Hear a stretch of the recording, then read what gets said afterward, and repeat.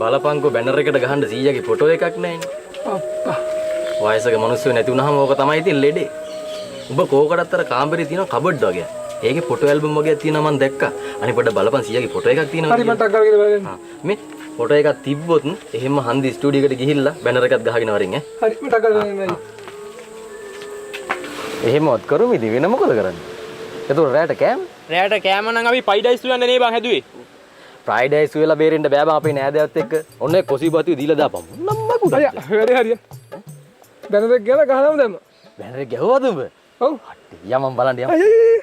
මේ හදිසිය කොහෙන්ද බං කොස් හොයන්නේ? කොස්සෝන් නෙම බත් විතරක් හරි උයලා දාමු බං. උන්ට උයාගෙන කන්න දෙන්න.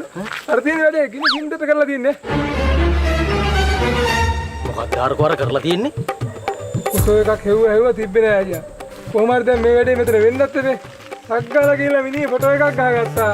හන්දි ස්ටුඩියෝ මල්ලි කිව්වා පණ පිටින් ඉන්නවා වගේ සී එඩිටක් දාලා දෙන්න කිව්වා. සුපිරියට එඩිට් කරා කොල්ලා. වැඩේ ගිනි ගින්දට වෙලා තියෙනවනේ හෙලනේ. සැපට කොරට වෙලා තියෙනවා අයියා වැඩේ. තෝ වගේ මෝඩ බුල හරකෙක් යකෝ. මිනිහ ෆොටෝ දානවද බැනර් එකකට?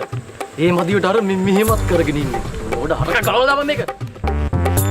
මිනිස්සුත් තින් දෙන්නේ.